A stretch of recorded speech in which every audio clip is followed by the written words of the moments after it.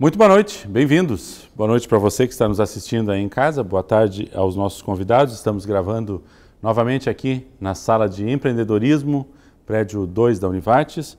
Nosso tema, programa Centros de hoje, que é um novo curso de graduação em Engenharia Ambiental e Sanitária. Logo após a abertura do programa, vamos ver os detalhes. Até daqui a pouquinho.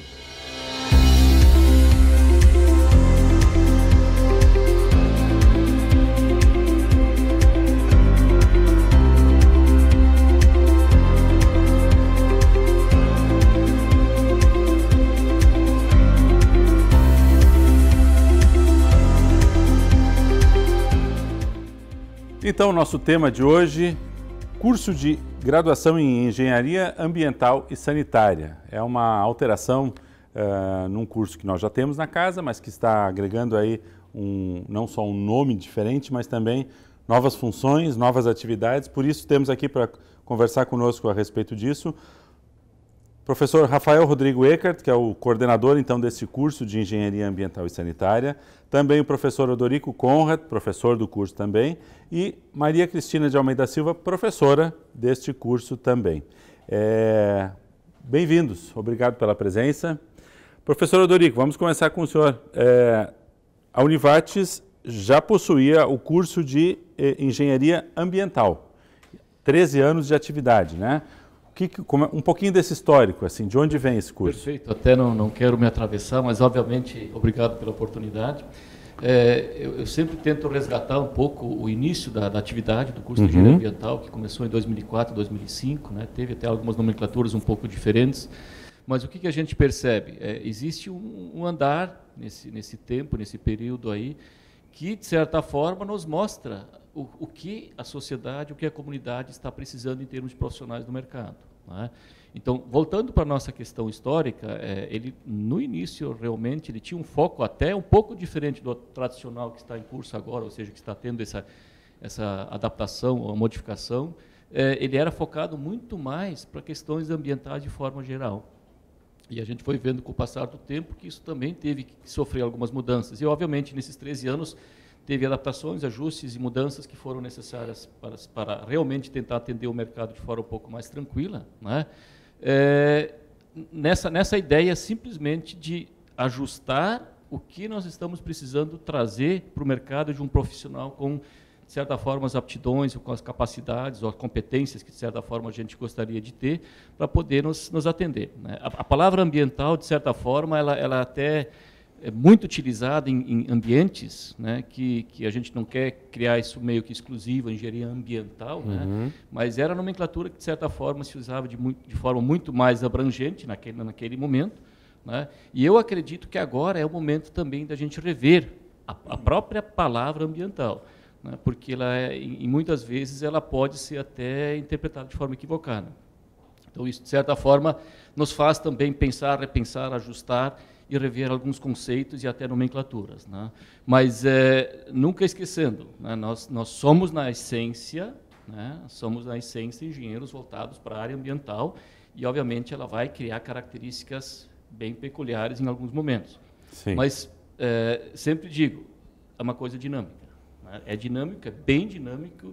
E isso, de certa forma, nos talvez dá uma boa possibilidade até de engrandecimento, né? Porque, de certa forma, não podemos ficar, eu diria assim, engessados num conceito, numa ideia, e a sociedade, a gente está vendo que ela tem mudanças constantes. Né? Isso, de certa forma, tem que ser... Perfeito. Mas, seguindo a linha da sua provocação, qual é a dubiedade do conceito ambiental? É que hoje, de certa forma, a gente até tem medo de usar, eventualmente, a palavra ambiental, porque ela virou, entre aspas, falando aqui, de certa forma, um pouco mais interno nessa conversa, que é uma conversa que a gente está tendo, sim, ela vira muitas vezes um jargão. E isso a gente não... Modismo. Um modismo. E ela teve um modismo muito forte, né? Isso a gente percebeu, até, eu diria assim, muitas pessoas entraram no discurso ambiental sem ter uma clareza sobre o que estava realmente sendo feito e discutido. Eu não estou falando da questão do curso de engenharia ambiental, mas agora estou abrindo um pouco mais a discussão da ambiental como um todo, né? Porque se teve propostas ou ideias concebidas em torno da palavra ambiental que eram totalmente equivocadas, né? Eu não quero entrar aqui nessa discussão, porque aí a gente vai ter a tarde inteira para conversar e talvez não vamos nem conseguir convencer ou talvez esclarecer essa palavra, mas olhando de forma mais tranquila, eu digo que ela é sim, né, uma palavra importantíssima na discussão, em nenhum momento a gente está questionando a palavra ambiental, mas ela precisa ter um pouco mais de flexibilidade para ser ajustada e adaptada ou realmente utilizada, né? Porque se nós retrocedermos ou realmente buscarmos o primeiro engenheiro ambiental, ou as próprias engenharias como um todo, né, a gente volta para uma época de 1970. Em 1970, nós tivemos um grande projeto no Brasil, que era o PLANAS, o Plano de Saneamento, né, voltado para a área de saneamento. Isso estamos falando de 1970. E esses cursos, de certa forma, foram instituídos, os cursos voltados para a área de saneamento, dentro das universidades federais. E aí viemos para a época de 1990, 91, 92, a Rio 92, onde a palavra ambiental começou a ficar um pouco mais, eu diria assim, enaltecida. Tivemos, resposta, né? Tivemos em 1994 os primeiros cursos de engenharia ambiental, 1994, né? Os primeiros cursos de engenharia ambiental sendo instituídos no país. E com a palavra bem específica, engenheiros ambientais. Meio que se criou uma ruptura entre o engenheiro voltado para a área de saneamento da década de 70, que era uma necessidade emergente para o país, e, obviamente, se utilizou a palavra ambiental de forma mais, eu diria assim, na vanguarda, ou que era para ser o holofote principal. E nós estamos entendendo essa questão do saneamento da década de 70, voltando para a época do boom ambiental, na época de 90, né, nós temos que rever algumas coisas. E rever quer dizer, vamos olhar os profissionais que estamos precisando colocar no mercado. E aí, obviamente, é uma dinâmica. Esse engenheiro ambiental da década de 90, ele era mais um generalista, uma visão assim ele, mais... Na época, eu até diria, ele não tinha realmente clareza onde é que ele ia atuar, né?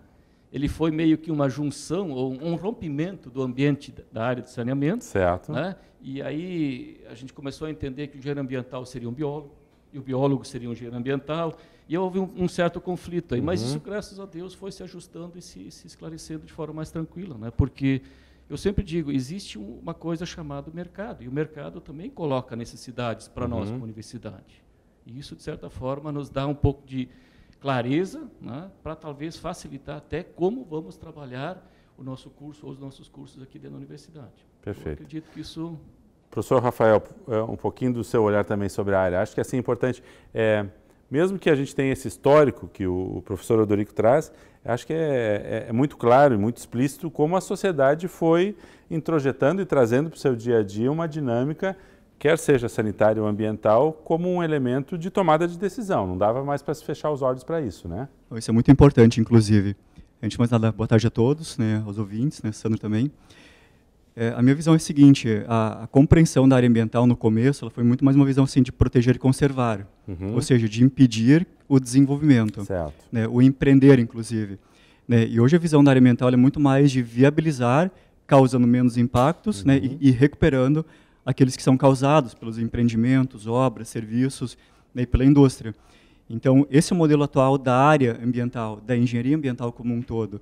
É viabilizar, mas respeitando as fragilidades ambientais e os valores de uma sociedade. Né? Para quê? Para a qualidade de vida das pessoas, que é o principal. Então, nesse ponto, realmente, eu vejo que a área ambiental, na engenharia, também na biologia, ela incorporou muito desde então. É uma área que, por exemplo, em 97, surgiu uma resolução nacional, que é a Resolução CONAMA 237, que institui o licenciamento ambiental de muitos empreendimentos. Ou seja, hoje qualquer tipo de obra, ou serviço ou indústria, ela passa por mecanismos de regulação para funcionar. Não só para funcionar, mas para se implantar, para ser ampliada e para ser operada. Então, por exemplo, hoje, obras rodoviárias, elas são muito mais sustentáveis, vamos dizer assim, muito mais, elas têm um serviço de gestão embutido para que ela cause menos impactos desde a construção e também na operação. Mas isso, em algum grau, ainda é percebido muito pela população como um entrave, né? Inclusive, nós temos algumas disciplinas, né, na Univates, algumas institucionais, onde nós trabalhamos esses temas. Então, nós perguntamos, por exemplo, a área ambiental freia o desenvolvimento? Ou, por exemplo, as ações econômicas, os empreendimentos causam impactos ambientais? E eu acho que a ideia realmente é desmistificar esse antagonismo. Eu até entendo que muitas vezes ele retarda um pouco, mas é um retardo que nós precisamos hoje para que tenhamos qualidade de vida e qualidade ambiental. Por exemplo, nós não queremos mais uma cidade que tenha cheiro de esgoto, por exemplo. Ou seja, uma cidade limpa, arejada, sem resíduos, onde nós percebemos qualidade de vida e qualidade, enfim, do ar, da água e daquele solo. Sim. Eu acho que é importante essa colocação de vocês, até pelo fato de que, nessa questão ambiental, uma vez feita a ação, é muito difícil a reparação. E aí, voltando ao que disse o Dorico antes, na essência, a ambiental ela surgiu, a engenharia ambiental surgiu, realmente em 94, via portaria do MEC. Então, o primeiro curso lá de Palmas, né, Tocantins, se eu não me engano, o Dorico me corrige. Então, ele começou em Palmas, um estado até então, assim, não está na linha de frente, na inovação, na tecnologia, mas surgiu realmente em Palmas. E com uma visão muito mais preventiva, ou seja, tentar evitar o problema já na sua fonte, na sua origem. Hoje, o conceito ele é muito mais amplo. Foco principal é evitar o problema na origem. Por exemplo, numa indústria. Então, se eu gero um efluente na indústria, eu vou ter que tratar esse efluente. Claro. Se eu gero um resíduo, eu vou tratar e destinar corretamente esse resíduo. Então, se eu não gero resíduo, não gero efluente, não gero uma emissão atmosférica, ou seja, uma visão mais preventiva, eu não tenho custo de destinação, de tratamento e de controle. Né? Bom, mas a gente sabe que nem tudo é possível evitar de gerar, né? Isso é quase impossível. Mas a ideia inicial é reduzir. Plano 2, o que eu gero eu vou controlar e tratar.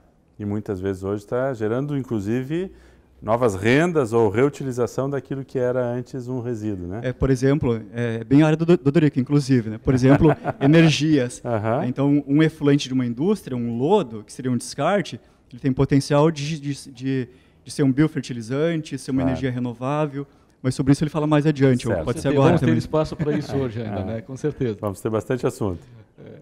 Mas eu acho que a Cris também que está com vontade de fazer um olhar inicial seu sobre a área também. Então, boa tarde a todos, eu agradeço o convite. E como o Rafael comentou, então a engenharia ambiental hoje, ela tenta desenvolver falar o novo desenvolvimento sustentável, que é aliar a área econômica, social e ambiental.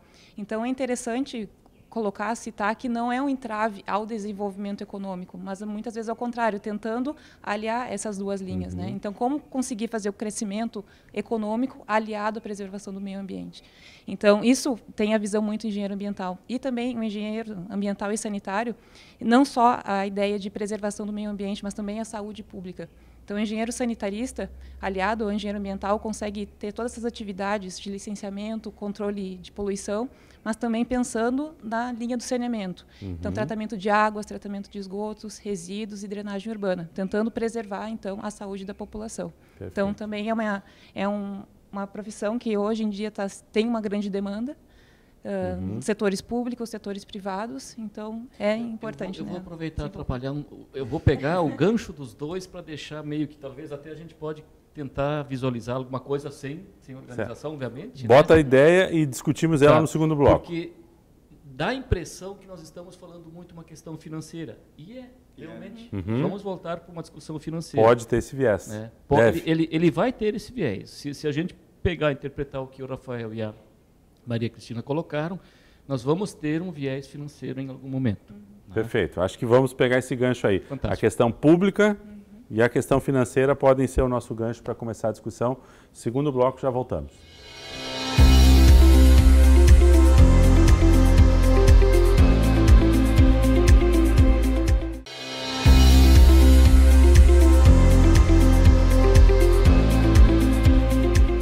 Segundo bloco do nosso programa Centros de hoje, estamos falando sobre o curso de graduação em Engenharia Ambiental e Sanitária. Conosco aqui os professores Rafael Rodrigo Eckert, que é coordenador deste novo curso, também o professor Odorico Conrad e a professora Maria Cristina de Almeida Silva, todos professores então do curso de Engenharia Ambiental e Sanitária. Falávamos no bloco anterior alguma alteração, alguma nova configuração dessa, não da profissão, mas da necessidade, da demanda, né? A professora Maria Cristina comentava da questão da saúde pública, né? De como isso é importante. Saúde pública é prevenção é importante, mas prevenção nem sempre é vista como um elemento assim de primeira ordem pelo aspecto econômico. Aí o professor Odorico comentava que é investimento, é grana, é recurso. Como é que se junta duas áreas onde uma é prevenção e outra pode ser geração de renda? Por favor, os dois fiquem à vontade, os eu três. Vou aproveitar aí, só para fechar aquele meu raciocínio que eu estava colocando antes, porque se a gente olhar o que o Rafael comentou sobre a questão de geração de resíduos efluentes e visualizar claramente a prevenção dentro de um processo produtivo, para quem é da área da gestão, consegue visualizar claramente também um retorno ou um ganho financeiro nessa discussão aí. Porque isso também está posto que a gente hoje tem a responsabilidade de cuidar dos nossos resíduos, tanto líquidos, gasosos ou sólidos, nesse formato tradicional que a gente tem gerado eles são de responsabilidade do empreendedor. E, obviamente, quanto melhor ele conseguir administrar ou criar uma característica de gestão um pouco mais clara sobre essa discussão, ele vai visualizar em algum momento, né, um retorno econômico. E aí a Maria Cristina também deixou isso claro, a característica do profissional da área da ambiental e sanitária, ele não tem um viés de fiscalizador ou de controlar qualquer atividade ou empreendimento, né? Ele também pode ser parceiro dessa discussão, mas ele tem um viés muito mais de visualizar essa questão de trazer um retorno ou uma certa segurança financeira para qualquer atividade que a gente estiver falando. E ela também aproveitou na outra oportunidade a questão da saúde pública. O Rafael diz bem-estar das pessoas, né? É um foco. Né? Nós queremos, cada dia e a cada momento, melhorar nossa qualidade de vida como ser humano. E a Cris deixou isso claro também, saúde pública. Uma saúde pública um pouquinho mais interessante do que a atual. Eu não estou dizendo que ela está dramática, né? Mas ela não está como a gente gostaria que fosse. E a saúde pública, se a gente fala na área de saneamento principalmente, né, são milhões, para não dizer outros valores que serão que não serão necessários de um investimento público para resolver problemas de saúde pública da população. Então, a prevenção, o cuidado com o ser humano com o qual a gente está lidando, né, o pessoal sempre questiona muito, mas o ambiente. Nós fazemos parte do ambiente, né, e nós temos que nos cuidar também dentro desse ambiente. Obviamente, o ambiente mais saudável nos deixa mais interessante.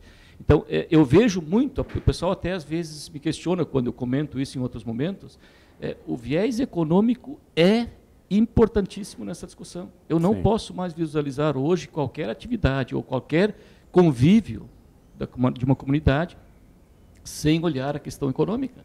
Né? Eu não estou querendo agora transformar o profissional num economista, obviamente, mas ele sim faz parte e ele tem um papel importantíssimo nessa discussão. Tá. Né? Não, até porque me parece fundamental que a gente tenha esse olhar que todo empresário deve ter. Uma questão é qual é o teu custo pelo ônus de evitar um passivo ambiental.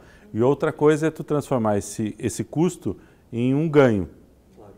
Né? E aí tu está impactando... E eu acredito que hoje o empresário moderno, o empresário que vai estar aqui daqui a 20, 30, 40, 50, 100, 200 anos, né, esse sim tem isso bem claro. Né? Sim. Isso para nós também é fato já. O empresário tradicional que olha isso como um problema, ele vai sofrer um pouco mais. Né? A gente tem N exemplos aqui de empresários que estão discutindo questões ambientais de forma muito boa, muito interessante, com o seu conhecimento, com a sua sabedoria dentro do ambiente de produção, e está mudando características de empresas. Está mudando características de empresas. E isso não é só empresa. A gente tem que pensar isso como sociedade, como município, como Estado, como nação, né, para não extrapolar como planeta. Professora Maria Cristina, a sua visão sobre saúde pública, eu queria um pouquinho da sua fala também sobre isso. A saúde pública não é um compromisso só do Estado, né? Não, com certeza. Depende muito da conscientização também das pessoas, né? Todos nós temos o nosso papel de preservação do meio ambiente. Por mais que hoje tenha se falado bastante da lei, da obrigatoriedade de saneamento básico, bem como o Odorico já tinha falado do Planasa, então naquela época nós tínhamos muito um desenvolvimento para abastecimento de água. Então hoje a ideia é tentar aumentar também o índice de tratamento de esgotos. E nós sabemos que uma coisa está ligada diretamente à outra. Então quanto menor o nosso índice de tratamento de esgotos, efluentes, sanitários, industriais, tão maior também é o índice de geração de doenças. Tá? Então se nós conseguimos diminuir também esse índice, aumentar, na verdade, o índice de tratamento de esgotos, nós diminuímos o índice de doenças relacionadas a esse tipo de efluente e também ganhamos em relação à saúde pública. Sim. Então, as pessoas deixam de ficar doentes devido ao lançamento desse tipo de substância no meio ambiente. Mas eu gostaria só de fazer um link com o Dorico tinha comentado a respeito das empresas, né, que muitas empresas veem, muitas vezes, a questão ambiental como ônus. Né? Mas nós já sabemos que, se nós evitarmos a geração de resíduos ou geração de efluentes, muitas vezes se tem um ganho em matérias-primas. Então, tem o ganho antes, né, do processo, então, ser... Menos perdas, né? Exatamente. Melhor aproveitamento. Exatamente. Então, isso muitas vezes talvez não seja claro para o empreendedor, né? Que fazer toda essa atividade ambiental, então, não é um custo, ela vai ter um ganho a longo prazo. Então, deixa de se gerar resíduo e também se ganha em matéria-prima. Tá? E muitas vezes isso precisa ser um pouco mais discutido. Né? Perfeito. Só para a gente fechar assim, o nosso quadro anterior, queria que vocês nos comentassem assim, temos 13 anos do curso de Engenharia Ambiental aqui na região. O que vocês acham, assim, já trouxe alguns elementos, o Dorico disse que temos empresários que já discutem de uma forma muito madura, participativa esse processo. Já dá para dizer que temos um novo cenário no Vale do Taquari, assim, são mais de 150 formandos do curso. Como é que está esse contexto? Eu li o relatório hoje, são 138 formados já. Certo. É mais que se formam então até o final do ano. E a minha visão, assim, não é só no mercado regional, né? No estado e no Brasil como um todo, né, a área ambiental, nesse ponto, a engenharia ambiental, ela está muito valorizada. Ela é bem valorizada. Assim, num viés com o curso, a gente tem vários empresários, como foi citado antes, que procuram, né, os nossos laboratórios, né, a expertise que nós temos, né, de docência, de laboratórios, para criar alguns experimentos, inclusive, né, para resolver problemas da própria empresa. Né, isso é um primeiro ponto. Ao mesmo tempo, nada é feito por beleza, inclusive. Todo o nosso discurso ele tem todo um amparo legal também, ou seja, existe lei para ir à rima, para grandes projetos, grandes empreendimentos, né, existe licenciamento ambiental para projetos menores, ou seja, também existe regulação. Então, por exemplo, hoje um empresário ele tem regras para seguir. Então, para isso, vai ter um apoio de algum profissional. Então, o que eu vejo já há algum tempo, e eu sei que a visão também do Dorico é a mesma, talvez seja o profissional mais capacitado e mais completo para atuar com problemas ambientais e sanitários. Esse nosso diplomado. Em termos de atuações, né, são em muitas áreas, né, desde a consultoria ambiental, né, ou seja, como projetos de licenciamento, até atuação em indústrias, em prefeituras, em grandes empresas. Nós temos hoje na região, né, aqui próximo inclusive, Tramontina, que é talvez a principal empresa na área assim, de utilidades domésticas. Ela é gerida, toda a parte ambiental da empresa, por uma engenharia ambiental formada na Univates. Então, a gente tem um respaldo também da qualidade do estudante, do que ele aprendeu ao longo do curso, e ele foi competente para aquela empresa. Certo. Ele trouxe resultado para aquela empresa, né, pela sua competência e também pela exigência, né, do mercado com relação àquele perfil de empresa. Certo, acho que é um viés interessante. Negócio, saúde pública, sim, negócio, saúde pública e a questão também de legislação, obrigatoriedade de atendimento de normas básicas. Né? E tem mais um ponto, Rodrigo, se me permite, por favor. Ligeiramente.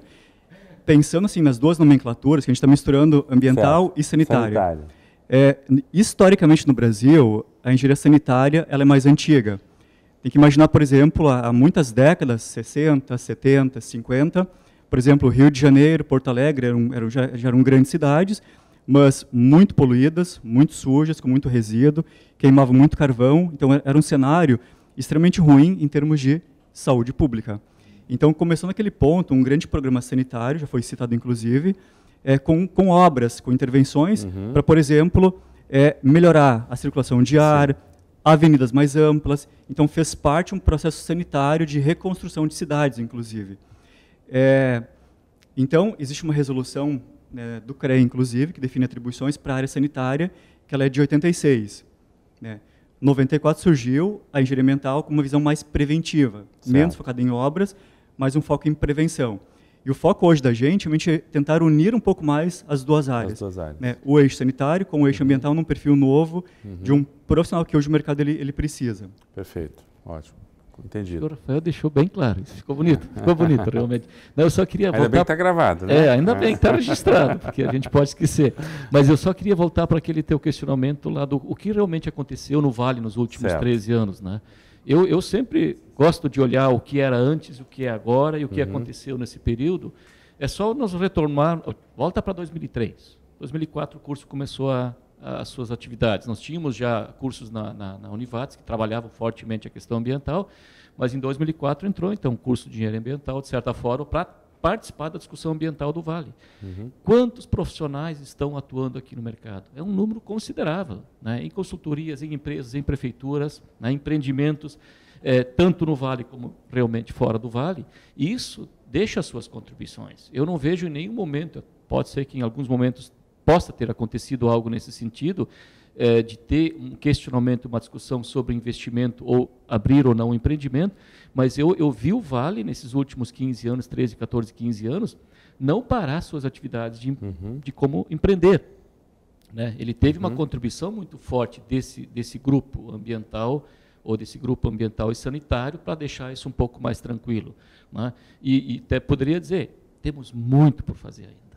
Temos muito por fazer, né? Nosso Vale, o Vale ele é empreendedor, o Vale Taquari ele empreende, mas ele tem muito por fazer ainda, né? E eu tenho certeza que o profissional que o Rafael conseguiu descrever muito bem, ele vai ser uma participação importantíssima. E provavelmente tenhamos muito por fazer, não só na área empresarial, mas também na área ambiental. Com certeza, né? E ela perpassa vários ambientes. Ótimo. Acho que está feito aí um bom contexto de onde é que nós entramos. O professor Rafael acho que fez aqui a síntese. Vamos juntar as duas áreas e no terceiro bloco, daqui a pouquinho, vamos começar a falar um pouquinho sobre este curso, então, que junta a área ambiental e sanitária. Quais são os seus principais eixos? Já voltamos.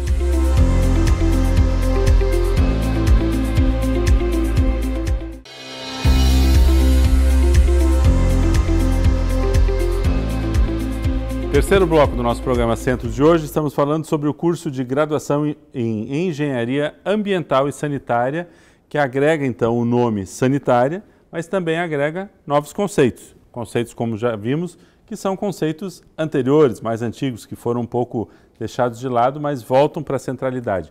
Professor Rafael, nos explique um pouquinho então como é que foi essa decisão de não só mudar o nome, mas também voltar para essa ideia de ter um envolvimento com a questão de obras e o aspecto sanitário e saúde pública. Bom, isso vem inclusive de um acompanhamento com os egressos, né? Por exemplo, então nós tivemos a partir de 2008 os primeiros formados pela Univates. Então já há algum tempo eles atuam no mercado, a gente vai percebendo assim, pelo diálogo, pelo contato com os egressos, quais são as facilidades e quais são alguns entraves da atuação profissional, inclusive. E só para deixar também bem claro, né, esse profissional engenheiro ambiental, ele pertence ao CREA, ele é uma engenharia, ele é um engenheiro. Então ele se registra geralmente no CREA. Certo. Também tem uma possibilidade do registro junto ao Conselho Regional de Química, porque um dos eixos de atuação, mais na parte de efluentes e resíduos, também é uma área química ao mesmo tempo. Então ele permite esses dois caminhos de registro profissional. E a gente, então, assim, conversando com alguns alunos, observando, por exemplo, restrições do próprio mercado de trabalho, porque tem sobreposições entre a civil com a ambiental, entre a ambiental com a engenharia química, por exemplo. Então, às vezes, em consultas formais ao próprio conselho, o conselho dava um retorno assim, olha, tal coisa tu não pode fazer, não está no contexto da atribuição. Isso porque a resolução profissional que define atribuições para o engenheiro ambiental, ela é muito generalista, que é a 447 de 2000. Ela tem um texto muito genérico. Certo. É algo assim, é a gestão, o planejamento, o ordenamento ambiental. Ou seja, é um balaio onde cabe um monte de coisa ali dentro. Mas nada muito específico. Nada muito específico. Então, o CREA, sendo legalista, eles observam a resolução generalista e algo mais específico, como eles não sabem se pode ou não podem, eles acabam negando. Na dúvida, eles negam. Isso nos incomodou de algum tempo, esse tratamento também do conselho regional. E, então, assim, esse não é um trabalho de uma pessoa, né, da coordenação, é um trabalho de um grupo de professores, né, dialogar também com egressos, com estudantes, que nós enxergamos, de uns 2, 3 anos, a necessidade da alteração. E nesse cenário, é muito dividido no Estado, inclusive. Nós temos 14 cursos nessa área no Rio Grande do Sul, em vários cantos do Estado. São 7 engenharias ambientais e 7 engenharias ambientais e sanitárias. E aí eu participei de um fórum em Joinville, foi no ano passado, e aí participaram várias entidades de classe, né, do Paraná, né, catarinenses e gaúchas, e houve um alinhamento de tentar unificar um pouco mais a nomenclatura. Logicamente, para isso, repensando, né, os objetivos, o perfil de egresso, quais disciplinas compõem a sua formação, qual é o elementário, quais são os conteúdos. Não é só uma alteração figurativa no nome. Não é figurativa. Porque se fosse só uma mudança de nome, seria só uma atualização. Nós estamos encaminhando como um curso novo. Ou seja, ele vai passar por reconhecimento novamente pelo MEC daqui a 1 ou 2 anos. Então, houve um planejamento, nós observamos o que dizem as resoluções, né, profissionais do CRQ e do CREA, ambiental e sanitarista, inclusive, as 2 resoluções, e nós tentamos buscar quais são os conteúdos formativos, quais são as habilidades a serem desenvolvidas para moldar esse novo profissional. Não que ele seja muito diferente do atual, né, mas ele vem com uma roupagem mais contemporânea e mais moderna. Ele vai estar mais ajustado com a exigência do mercado em várias áreas. E nesse ponto, o perfil de egresso ele é amplo. Nós estamos fortalecendo, como foi dito antes, né, um eixo do saneamento, que ele inclui 4 dimensões básicas: né, resíduos sólidos, inclui abastecimento de água, né, esgoto e efluente de indústrias, e a drenagem urbana, que seguidamente nos causa problemas, né, pelas enxurradas, pelas inundações, né, de todos os municípios da região central do Vale. Podemos dizer que o engenheiro ambiental que nós tínhamos até então não respondiam tão especificamente por essas 4 linhas. Ele já respondia, mas no sentido de planejamento geral. Eu uso a seguinte palavra: ele consolida melhor as atribuições nesse eixo. Certo. Né? Ou seja, só o termo ambiental, como ele é um termo também amplo, ele é muito grande, né? Cabe muita coisa aí dentro. Mas trazendo junto a terminologia saneamento ou sanitário, ele esclarece já um dos eixos. Então, nesse ponto, os futuros formados eles vão ter um ganho muito grande em termos de título. Ele fortalece também o título profissional dele. Estou lembrando aqui que a gente já fez programas com o pessoal da arquitetura. Uma coisa é o curso de arquitetura, outra coisa é a arquitetura e o urbanista. É um bom exemplo. Um processo semelhante. Quais são as 4 linhas de novo?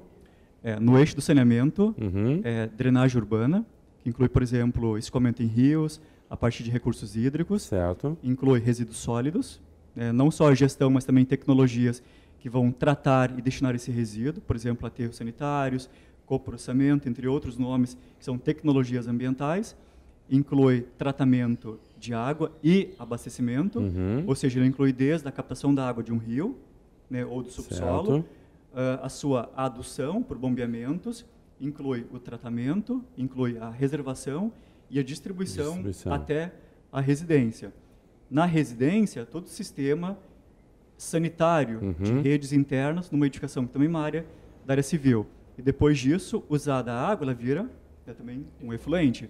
Então, o recolhimento desse efluente, né, por redes de recolhimento e o tratamento em sistemas próprios para isso. Quer dizer, é todo o ciclo. Fecha o ciclo. Então, esse eixo ele já fazia parte do curso, mas ele está sendo fortalecido, né, na nova nomenclatura. Perfeito. Mas, assim, Sandro, isso é uma ponta do que é essa profissão. Importante. Tem outras áreas também muito importantes. Por exemplo, o que inclui avaliação de impactos ambientais e a própria recuperação ambiental. Hoje, quando é feito um empreendimento, tem uma etapa de licenciamento ambiental, nas fases de LP, LI e LO. E aí é feita uma análise ambiental, um diagnóstico do ambiente, da sociedade, dos pontos positivos. Lembrando aí ao nosso telespectador, LP, licença provisória. Prévia. LO, licença de instalação é a segunda. E de operação. Licença de operação é a terceira. Quer dizer, etapas inicial, intermediária e a final. Tem alguns empreendimentos que ela é única, ou seja, ela é mais simplificada. Certo. Então depende realmente do potencial de impacto daquele empreendimento. Proporção, o impacto, extensão. Dimensão, entre Perfeito. outros. Por exemplo, empreendimentos petrolíferos. Né? Se ocorre um acidente, causa impacto para um país inteiro. Então são processos mais rigorosos. Certo. Agora, por exemplo, um restaurante de um hotel, por exemplo, né, em relação à gestão desses resíduos. É algo muito mais simples. Então, tem hierarquias, né, em termos de avaliações. Certo. Então, hoje, quando é feito um empreendimento, é feita uma avaliação dos impactos antes desse empreendimento ser construído. Por quê? Porque a ideia é prevenir os impactos. E no ponto 2, o que não é prevenível se tenta controlar. Então, antes de fazer uma obra, há todo um conjunto de medições, aferições, avaliações, que são importantíssimas e exigidas também pelas legislações que sejam realizadas. E quando é feito o empreendimento, são feitas recuperações a posteriori. Certo. Vamos usar como exemplo a 386, que foi duplicada há menos de 2 anos. Né, hoje, os taludes, né, os cortes, eles são revestidos por gramíneas, daqui a pouco por hidrossemeadoras, por várias tecnologias que antigamente não eram desenvolvidas. Certo. Ficava ali simplesmente o corte, a terra... Ficavam os cortes, com erosão, por exemplo. Uhum. E são áreas degradadas. Hoje isso não acontece mais, ou acontece em menor proporção. Perfeito. Falando da minha área, inclusive, a minha área... Isso, acho que é bom o relato aí, cada um podendo fazer um relato da sua área, já fica uma visão mais genérica. Mais geral. Por exemplo, a minha área não é nenhuma dessas, inclusive. Eu trabalho com geotecnologias. Uhum. Então, digamos, é uma área mais limpa da engenharia ambiental e sanitária. Eu trabalho com GPS, trabalho com imagem de satélite. Para quê? Para conduzir estudos ambientais, estudos de uma cidade, por exemplo. Expansão urbana, desmatamento, recomposição florestal, que fazem parte de uma análise mais abrangente, de planejamento regional. Certo. Esse é um foco que eu trabalho. E também com apoio aos novos projetos e aos novos empreendimentos. Quer dizer, uma visão mais estratégica do contexto geral. E utilizando para isso informações que vêm, por exemplo, de satélites, de aviões, de câmeras fotográficas de alta precisão. São produtos que são usados para fins ambientais. O INPE de São Paulo, eles monitoram continuamente a Amazônia, que é um foco estratégico, permanentemente por satélite. Queimadas no Brasil. Mesma coisa, é um programa nacional que acompanha queimadas no Brasil. Por que isso? Porque há um acordo nacional do Brasil com os demais países de reduzir emissões de carbono. Claro, e é importante. Para quê? Para reduzir aquecimento global nesse ponto. Então, são ações governamentais que têm reflexos em ações e programas na ponta, que nós executamos. Eu falo nem nós como professores ou como profissionais, mas nós como sociedade, que cabem a escolas, a prefeituras, a empresas, a indústrias, desenvolverem no dia a dia. Perfeito. Professora Maria Cristina, um pouquinho do seu olhar também da sua área de atuação. Bom, a minha área é mais de tratamento de águas, tratamento de efluentes, estudo de caracterização de efluentes também. É uma área de extrema importância na engenharia ambiental, então ela pode ser feita de forma multidisciplinar, também com auxílio de outros profissionais, então da área química, da própria biologia, engenharias. E é importante justamente porque, como nós estávamos falando, então prever a saúde pública e também redução de custos e impactos ambientais. Então toda a ideia, toda a empresa, na sua concepção, além de realizar o licenciamento, no licenciamento já é exigido como vai ser feita essa etapa de tratamento de efluentes. Certo. Então isso, quando a empresa pretende se instalar, ela já precisa fazer esse estudo, essa previsão do tamanho que será. Já há uma legislação, um regulamento prévio que precisa ser atendido, né? Exatamente. Então, e depois dela ser instalada, essa estação de tratamento ser instalada, ela precisa também ser constantemente monitorada.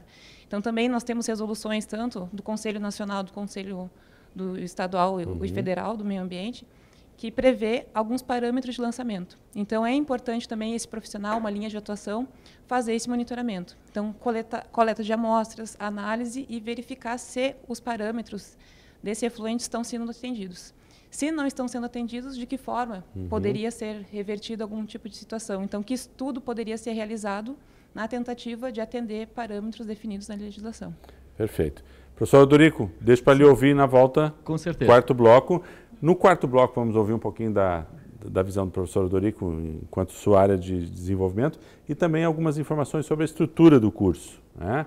O professor Rafael comentou antes que, eventualmente, algum empresário vem aqui para resolver uma demanda.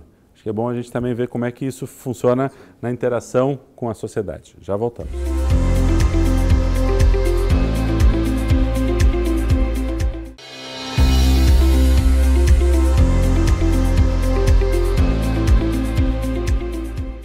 Quarto e último bloco do nosso programa Centros de hoje, estamos falando sobre o curso de graduação de Engenharia Ambiental e Sanitária.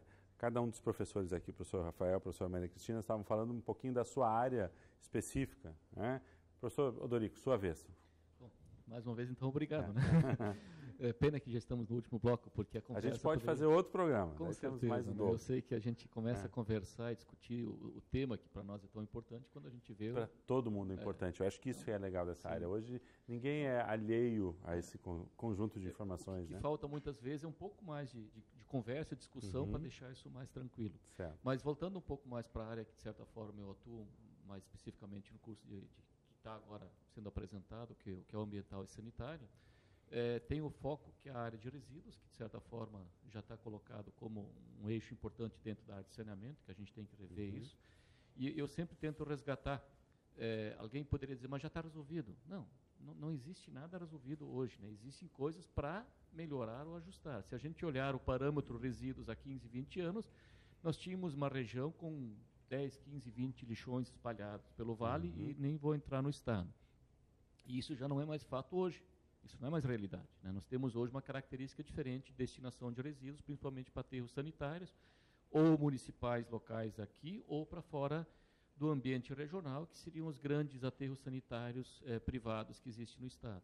Então, nesse ponto aí, a gente já enxerga, já houve uma mudança, mas a gente ainda tem muita coisa para discutir, porque no entendimento, destinação final de resíduos tradicionalmente, eu até diria domésticos ou vindos de um ambiente industrial, o aterro sanitário é uma característica final, né? E final mesmo. Quer dizer, ali vai estar por próximas 15, 20, 30 gerações, eu não sei quanto tempo aquele resíduo vai estar ali.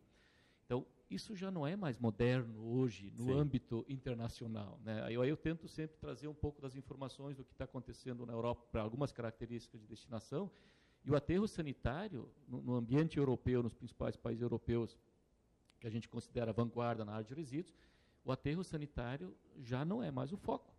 Não é mais o foco. Só que, claro, eu tenho que também voltar para a realidade local e dizer, sim, o custo de destinação é outro. Né? Então, isso também tem que ser equacionado. Eu não posso simplesmente dizer, não é foco na Europa e aqui não pode ser mais. Mas eu tenho que saber levar ou conduzir uma transição para daqui a 15, 20 anos nós estarmos próximos do que os europeus estão hoje. Até porque a tecnologia de 10, 15 anos atrás não é a mesma disponível hoje. Quer dizer, novas soluções... Existem coisas novas aparecendo e elas têm que serem consideradas. E aí vem a questão do dinâmico, que eu digo. Não existe algo engessado. Pode ser que o meu discurso há 10, 15 anos na área, principalmente uma outra área que eu atuo, que é energias renováveis, era diferente do que é hoje, né? Porque tem tecnologias novas aparecendo. Então, o ambiente de resíduos, tanto industrial como o ambiente doméstico, ele muda as suas características, ele não é mais o mesmo da década de 70, e ele começa a ser visto ou tentar ser destinado de forma diferenciada. E isso é sim uma participação intensa e constante para a gente também. Não adianta simplesmente dizer, pessoal, é por aqui que está resolvido. Né?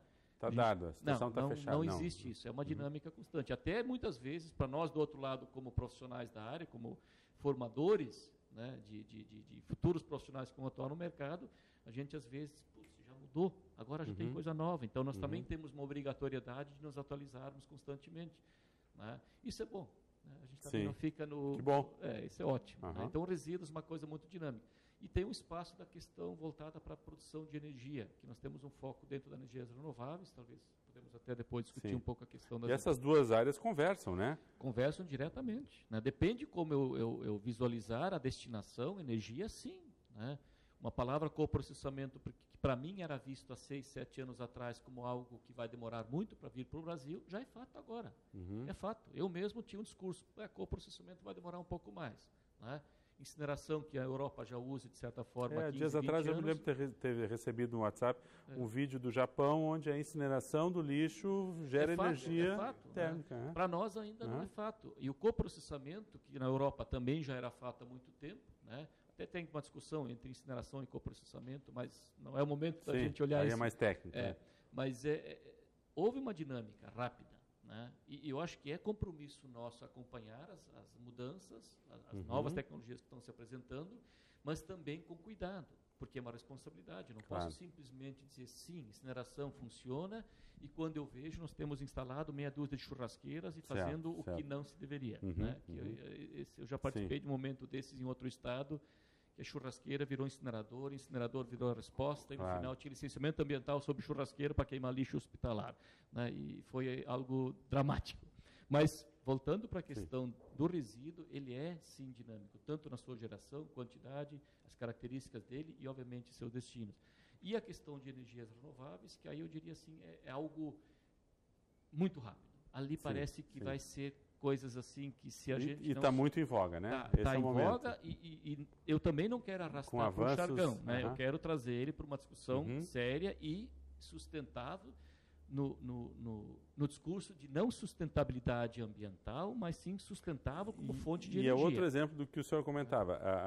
O Brasil se orgulha da sua solução de hidrelétricas sendo que hoje já não é mais a melhor das soluções. Com certeza pelo não. alto impacto, né? Mesmo tendo uma potencialidade no ambiente hidráulico, né, não é a resposta mais inteligente hoje para trazer energias renováveis como um discurso dentro do nosso ambiente ambiental e sanitário. E das possibilidades. Porque o sanitário aqui, ele casa direto com a questão de tratamento de algumas biomassas e, obviamente, eu tenho um viés energético por trás disso. Perfeito. O que eu queria ouvir um pouquinho, professor Rafael, o senhor comentava antes que, eventualmente, algum empresário, alguma empresa vem até o curso para usar a nossa infraestrutura. Como é que se dá essa interação? O curso, ele ajuda a resolver demandas? Ele está aberto a esse tipo de proposta? Por uma questão de mérito, vou deixar o Dorico responder essa também, porque as principais articulações nesse âmbito são deles. Então, eu teria falar em nome dele, mas ele pode estar como ele está presente aí. Deixa o Rafael fazer pelo menos abertura, porque aí fica muito... Não, mas, basicamente, por exemplo... Eu fiz a pergunta a ele porque, como coordenador, né, vai dar o encaminhamento... Mas a gente, assim, Sandra, a gente realmente estimula que as empresas encaminhem demandas para a gente. Então, por exemplo, às vezes é uma questão muito simples. Uma escola que é uma cisterna. Tem o apoio assim, de estudantes ou de professores para viabilizar tal coisa? É uma cisterna para armazenar água da chuva, por exemplo, para usar na escola. Até soluções, uma empresa, uma indústria grande, ela tem problema no resíduo e o meu engenheiro não consegue resolver. Então, encaminha para a gente a demanda, né, a gente avalia, discute internamente e muitas vezes ela serve como exemplo de trabalho em sala de aula. Isso que eu ia perguntar. Se é um tema que é tratado profissionalmente pelos professores ou se é um tema que é tratado academicamente. Esse é um ponto. Ou academicamente, ou... O Dorico tem convênios firmados com várias empresas que trazem a demanda, aportam algum recurso, inclusive, financeiro ou material, viabiliza bolsistas, estagiários em laboratórios que vão trabalhar resolvendo ou pesquisando aquele problema. Então, eles fazem experimentos de bancada em laboratório, fazem testagens em escalas pilotos. Para quê? Para que a própria empresa ela possa depois utilizar aquela solução na sua empresa numa escala real. Ou seja, nós contribuímos na investigação, na pesquisa e na resolução daquele problema, que pode ser parcial ou integral.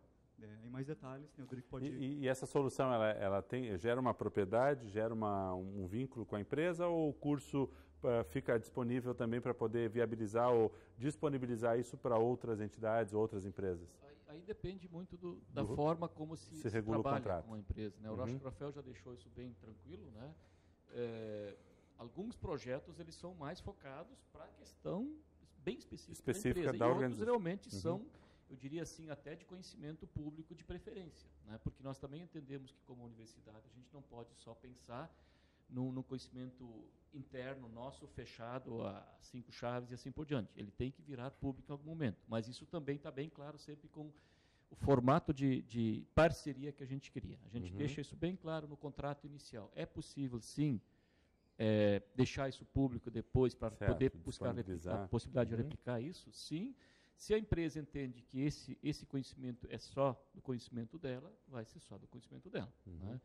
Mas eu acho que o Rafael também deixou bem tranquilo isso, a possibilidade de a gente criar uma relação mais próxima ainda com as empresas, porque nós aqui dentro, eu diria assim, nós não estamos na pressão da produção do dia a dia.